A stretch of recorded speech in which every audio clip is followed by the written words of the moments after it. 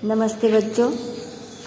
छठवीं बी और सी के लिए नांदोलकर टीचर विज्ञान का पीरियड ले रही है। तो हमारा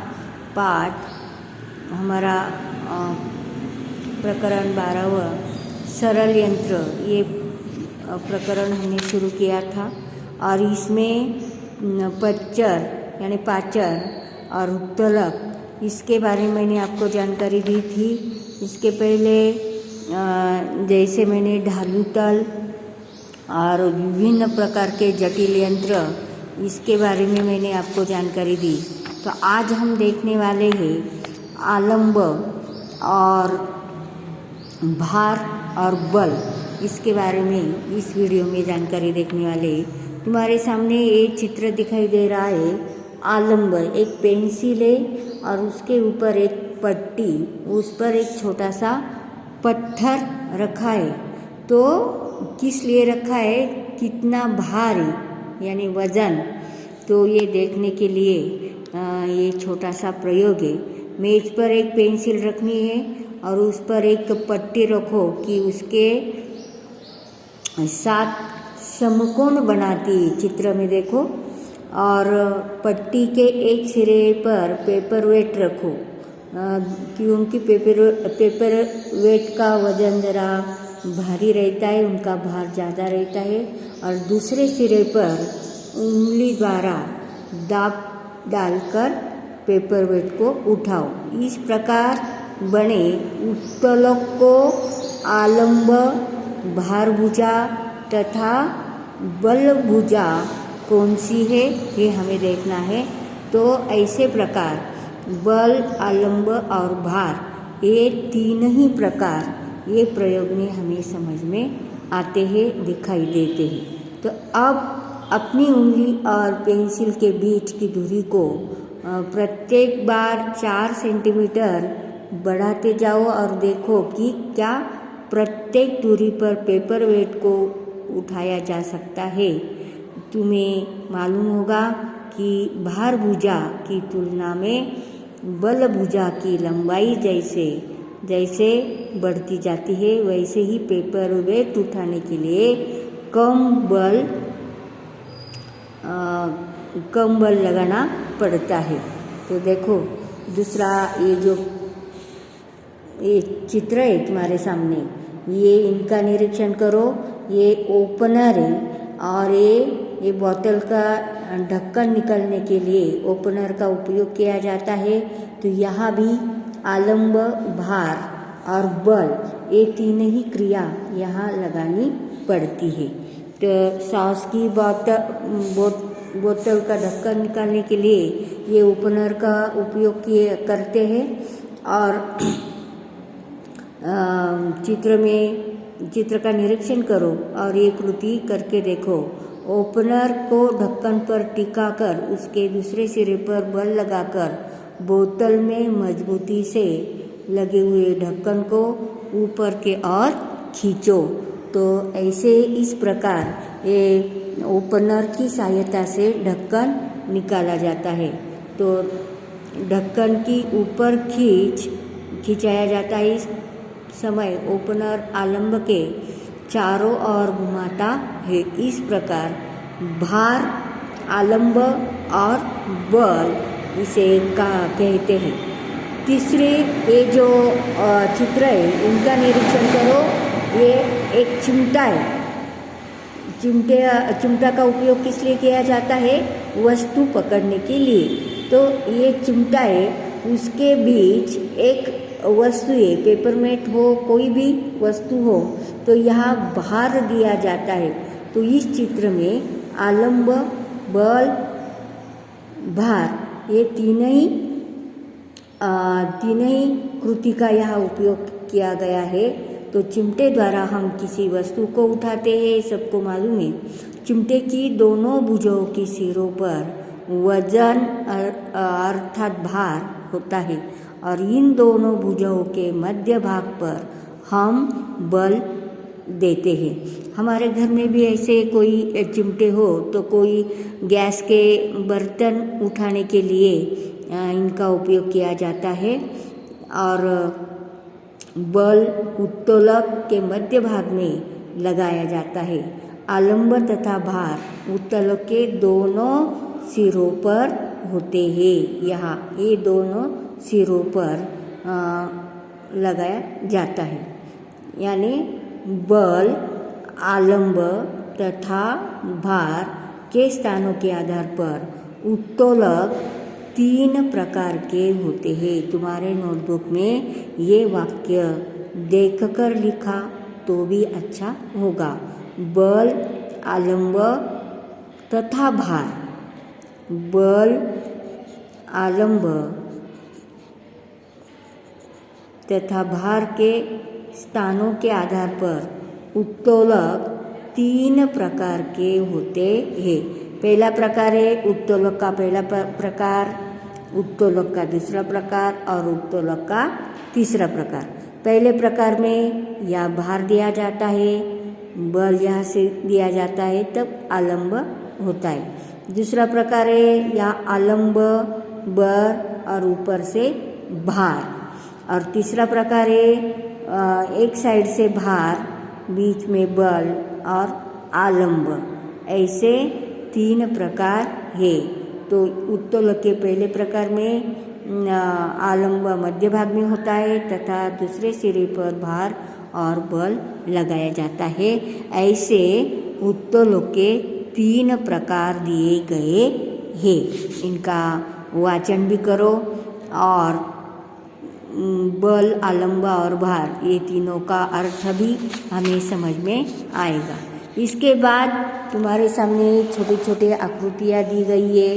ये पकड़े, ये रेती एक जगह से दूसरे जगह ले जाने का एक साधन है। ये वीड़ी है और कैंची। ऐसे अलग अलग प्रकार के साधन है, इनका निरीक्षण करो। ये घिरनी है, रोजाना उपयोग करने की एक घिरनी। ऐसे तो चित्रों में दैनिक जीवन में उपयोगी कुछ यंत्र दिखाए गए। प्रत्येक यंत्र उत्तोलक का कौन सा प्रकार है, ऐसे आपको पूछा गया है। इसके बाद रोजाना उपयोग में लाने वाले घिरनी। ये घिरनी का यंत्र हम किस लिए इसका उपयोग करते हैं, जैसे पेंसिल, चिपक पट्टी, धागे की खाली रील, आधा मीटर लंबा मोटा धागा, धागे में बांधने के लिए एक बाट यानी रबड़, खिलौने वाली रंगीन चिकनी मिट्टी। ऐसे ये साहित्य लेने के लिए पेंसिल को मेज पर कोर से इसी प्रकार को रखो और कि उसका कुछ भाग मेज के बाहर चिपक पट्टी द्वारा मेज पर मजबूती से चिपका हो।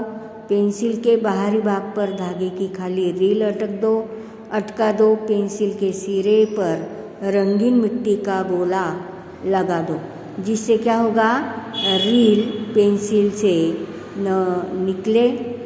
इस रील के ऊपर से एक रस्सी लटकाओ, जिसके एक सिरे पर एक बाट बंधा हो। रस्सी के दूसरे स्वतंत्र सिरे को नीचे की ओर खींचने पर क्या होता है, ये इनका निरीक्षण करो। इसके बाद हम देखने वाले हैं आकाश झूला। जहाँ जहाँ मेला शुरू रहता है तो ऐसे समय ये आकाश झूला का उपयोग किया जाता है। पहिया और धुरी, इसके आधार पर ये आकाश झूला लगाया जाता है। तो देखो, पहिया और धुरी का उपयोग किस लिए किया जाता है, तो आकाश झूले पर झूलने का आनंद आपने भी लिया होगा। नहीं लिया तो लेना जरूरी है, सभी लोगों ने तो लिया ही है। उसका विशाल पहिया किस प्रकार घूमता है, ये दृश्य देखने में बहुत आकर्षक होता है। आकाश झूले का ये विशाल पहिया उसके मध्य भाग में लगे हुए दंड पर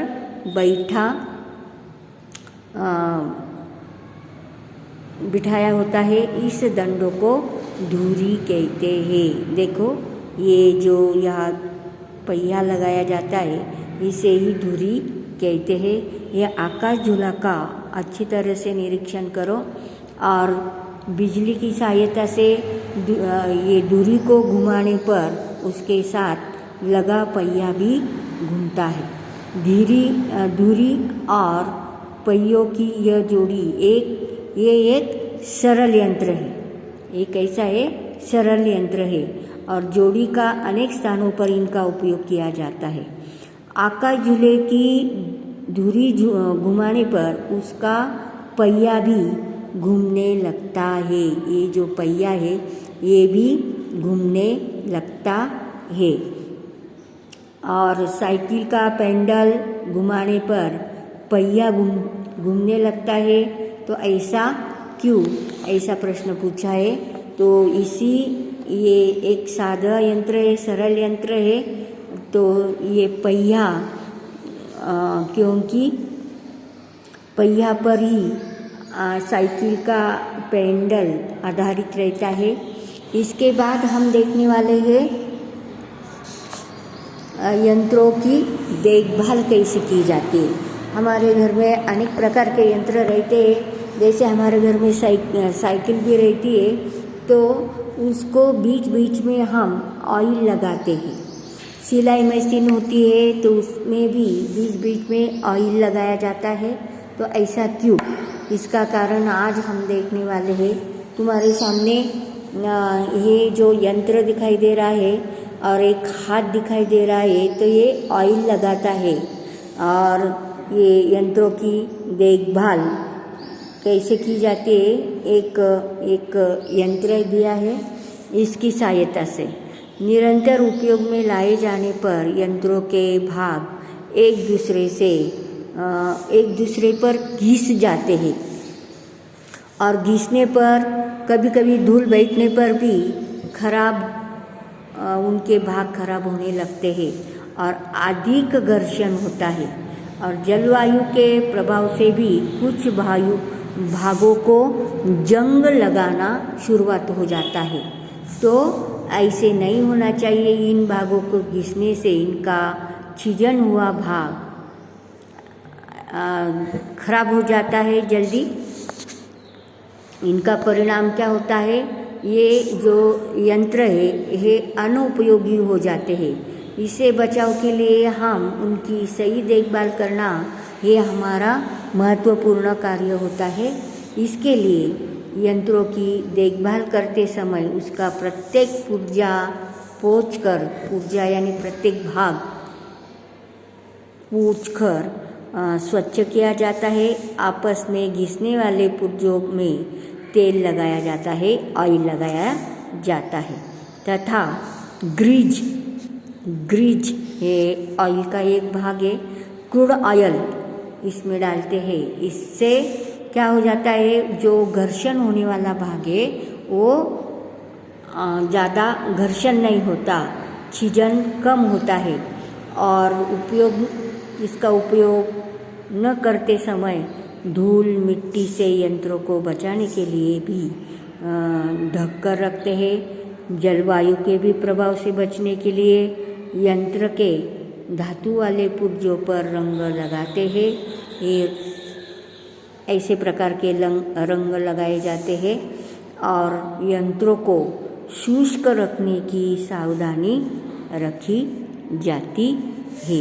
इसी प्रकार ये हमारा जो यंत्र रहते, कोई भी साहित्य हो यंत्र के, वो अच्छे रखने के लिए, खराब न होने के लिए, उनकी छिजन न होने के लिए, घर्षण न होने के लिए, ज़्यादा दिन टिकने के लिए ये ऑयल लगाते हैं। देखो, और इसी तरह हमारा ये पाठ ख़त्म हो गया है। तो इसके लिए कुछ थोड़ी जानकारी दी है। क्या तुम जानते हो, ये जानकारी है याद रखने के लिए।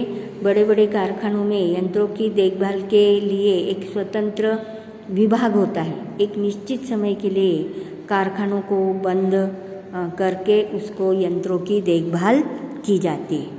और इसके बाद देखो, ये सदैव याद रखो, ध्यान में रखो। क्या ध्यान में रखना है, यदि यंत्रों की देखभाल न की जाए तो आवश्यकता के समय उसका उपयोग करना संभव नहीं होता। सही बात है। जब हम यंत्रों की देखभाल करते हैं लेकिन उस पर ध्यान नहीं दिया, ऑयल नहीं लगाया तो जल्दी खराब हो जाता है और जल्दी हमें फेंक कर देना पड़ता है। ये ध्यान रखें कि यंत्र का उपयोग किस प्रकार करना है तो दुर्घटना भी नहीं हो सकती। इसके बाद हम सरल यंत्र इस पाठ में क्या क्या सीखा इसका थोड़ा शॉर्टकट भाग दिया है। परिश्रम में कमी हो, कम समय में अधिक काम हो, इसके लिए यंत्रों का उपयोग किया जाता है। कुछ यंत्र सरल हो तो कुछ यंत्र जटिल भी होते हैं। तीसरा है ढालू, टल, पच्चर, उत्तोलक, घिरनी तथा पहिया, ये सब सरल यंत्र है। आपको याद रखना है सरल यंत्र और जटिल यंत्र कौन कौन से हैं, ये सब आपको याद रखने हैं। तो सरल यंत्र कौन से? ढालू, तल, पच्चर, उत्तोलक, घिरनी तथा पहिया वाले, ये सब सरल यंत्र है। बल, भार तथा आलम के स्थानों के आधार पर उत्तोलक के 3 प्रकार है। जैसे पहले हमने देखा है उत्तोलक के 3 प्रकार।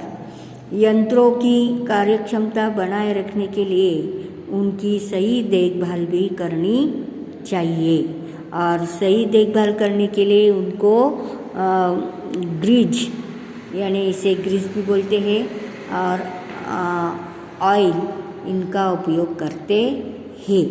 और इसी प्रकार ये सरल यंत्र पाठ 12वां ये ख़त्म हो गया है।